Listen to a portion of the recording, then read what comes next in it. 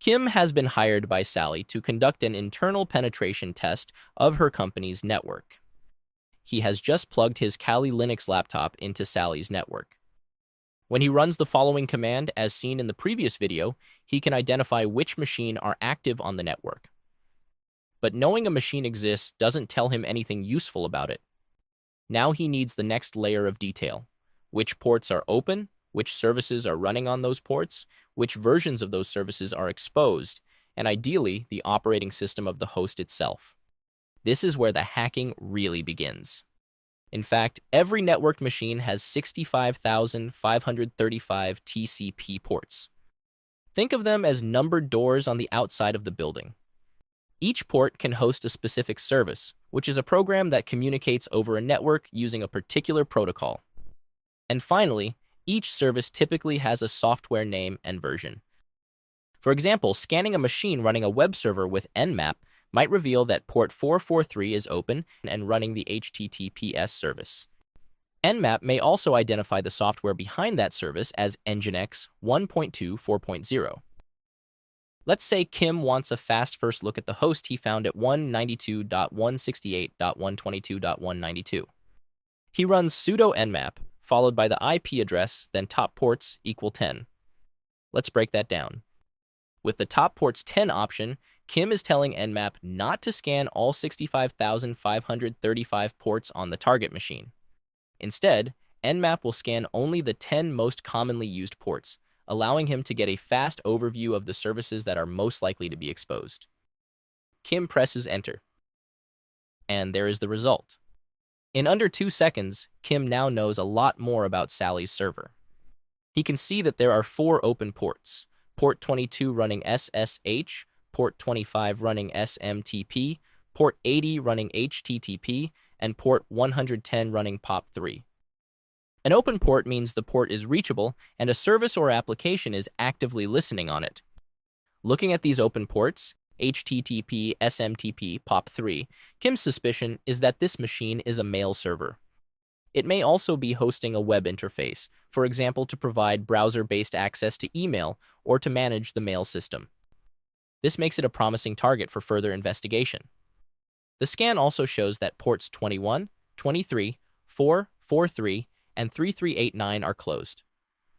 So FTP, Telnet, HTTPS, and RDP aren't running on the host.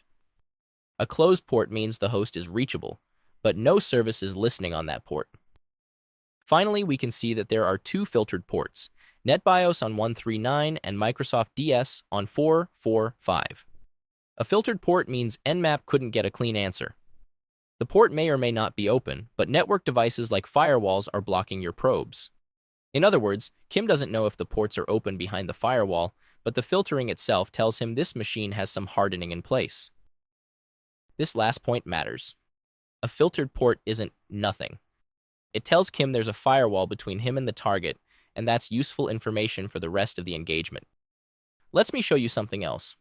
When Kim sends a probe to one of Sally's ports, there's a question worth asking. Does Sally's server know it just got scanned? The answer depends entirely on how Nmap is doing the scanning. There are 2 main methods, and each one makes a trade-off between being hard to notice and finding everything. The first method is called a SYN scan, sometimes known as a half-open scan. To understand it, you need to know how a TCP connection normally works when a browser connects to a server. Every TCP connection consists of a 3-way handshake. First, the client sends a SYN packet. SYN is short for synchronize, which is like saying, "Hi, I'd like to connect." The server responds with a SYNACK packet, which is a synchronization acknowledgement, meaning, "Sure, I'm here and ready to connect." Finally, the client sends an acknowledgement, effectively saying, "Great, connection established." At this point, the TCP connection is fully open and ready to exchange data. The SYN scan only does the first 2 steps. Kim sends a SYN. The server replies with SYNACK.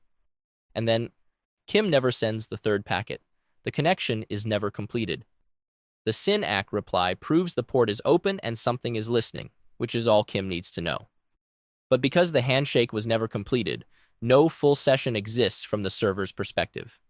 This makes the SYN scan faster and harder to detect, since only 2 packets are sent per port and the log footprint is smaller or sometimes non-existent.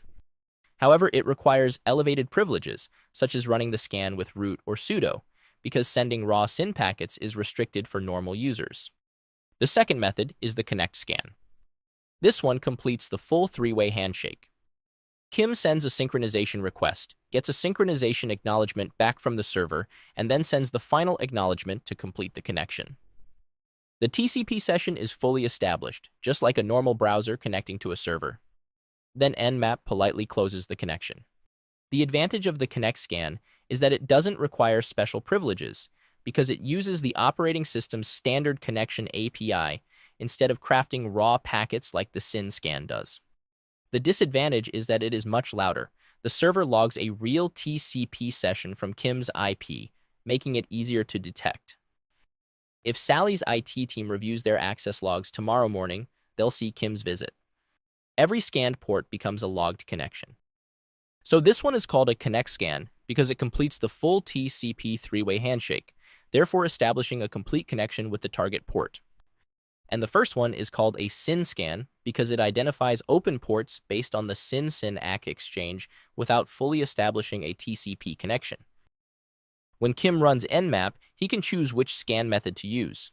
He can use -SS to perform a SYN scan or -ST to perform a connect scan. Let's actually watch both scans happen against the same target on the same port. First, let's look at the connect scan. Kim run the following command. Let's break it down. The first part tells Nmap to scan the specified target. -P80 tells Nmap to scans only the specified port. Here 80, the HTTP port. -ST force the connect scan type, and packet trace allow to see every packet sent and received. The extra flags disable everything that would clutter the output. No ARP ping, no DNS lookup, no ICMP probe, just the TCP scan and nothing else. -PN is a commonly used trick. It skips the host discovery phase and assumes that the target host is up. This is particularly useful when ICMP requests are blocked, as it allows scans to proceed without relying on ping responses. Finally, reason is used to show why Nmap considers a port to be open, closed, or filtered. Normally, Nmap just reports the port state, like open or closed, but with the reason flag, it will also display the specific response packet or behavior that led to that conclusion. Kim presses enter, and here's the result. 2 lines stand out in the packet trace: connection TCP operation now in progress and connection TCP connected. These lines are Nmap's own log of what is happening at the network layer. Connection operation now in progress indicates that Nmap has initiated a real TCP connection attempt. Connected shows that the TCP 3-way handshake has completed successfully and the session is fully established. This is not a half-open handshake or a probing technique. It is a real TCP connection, just like the one a web browser creates when connecting to a server. Then look at the bottom row of the output. Reason? SYN-ACK. That's Nmap telling us, in shorthand, I know this port is open because I received a SYN-ACK back during the handshake. The connect lines and the reason column tell the same story from 2 angles. The packet trace shows the connection happening, and the reason column shows what Nmap concluded from it. The 3-way handshake completed, namely SYN, SYN-ACK, and ACK, and Nmap got the same connected status that any normal browser would get. Then it politely closed the connection and reported the port as open. This is what makes the connect scan polite. It behaves like a real client. It's also what makes it loud. The server's connection log just registered an incoming TCP session from Kim's IP. If Sally's IT team checks the access logs tomorrow, they'll see Kim's visit. Now let's look at the SYN scan. Kim performed the same scan, same port, same target, but using a SYN scan instead. The only thing that changed is -SS for SYN scan instead of -ST for connect scan. Kim presses enter. And there it is. There are 2 packets. That's it. Kim sends a TCP packet with the SYN flag set. Hi, I'd like to start a connection. The target replies with SYN-ACK. Sure, I'm here. Let's connect. And then nothing. Kim never sends the 3rd packet of the handshake. The connection is never completed. That's the half-open part. Kim got everything he needed from just 2 packets. The SYNAC reply proves the port is open and something is listening, but because the handshake was never finished, no full TCP session exists from the server's perspective. Now look at the reason column at the bottom. It says SYNAC. This is the same reason as the connect scan. That's not a mistake. What makes Nmap decide a port is open is the SYNAC response, and both scan types receive that exact same response. The difference between the scans isn't what convinces Nmap, it's what Nmap does next. The connect scan completes the handshake with an acknowledgement and closes politely. The SYN scan just walks away. The reason flag tells you what convinced Nmap, not how Nmap behaved afterward. Now here's something worth knowing. In practice, pen testers don't type -ss or -st every time they run Nmap. Most of the time, they simply type Nmap. So what happens then? Which scan does Nmap choose when you don't specify one? The answer depends on one thing: whether you're running as root. If you run Nmap with sudo, Nmap uses the SYN scan. The half-open technique requires crafting raw TCP packets, and that needs root privileges. As long as Nmap has them, it takes the stealthier path automatically. If you run Nmap without sudo, Nmap falls back to the connect scan. Without root, it can't craft raw packets, so it uses the operating system's normal connection API instead, which is exactly what the connect scan does. That's the textbook answer. Let's test it. Note that Kim is not using Kali Linux. We'll see why that matters in a moment. And there it is. When Nmap is run with sudo, it performs a half-open SYN scan. When the same scan is run without sudo, Nmap switches to a connect scan and completes the full TCP handshake. So far, everything behaves exactly as the Nmap documentation describes. But Kali Linux introduces an interesting twist. On modern Kali systems, the default user is granted special capabilities that allow Nmap to send raw packets without requiring sudo. As a result, both Nmap and sudo Nmap typically perform a SYN scan by default. Let's verify that. When Kim returns to Kali Linux and runs the same command, both scans use the SYN scan technique. This is a Kali-specific design choice. The reasoning is straightforward. Penetration testers usually prefer SYN scans because they are faster and less noisy. Requiring sudo for every scan would add unnecessary friction to a workflow that relies on them constantly. The takeaway? If you don't want to be detected, run sudo nmap-ss explicitly. Don't rely on defaults. They vary by distribution.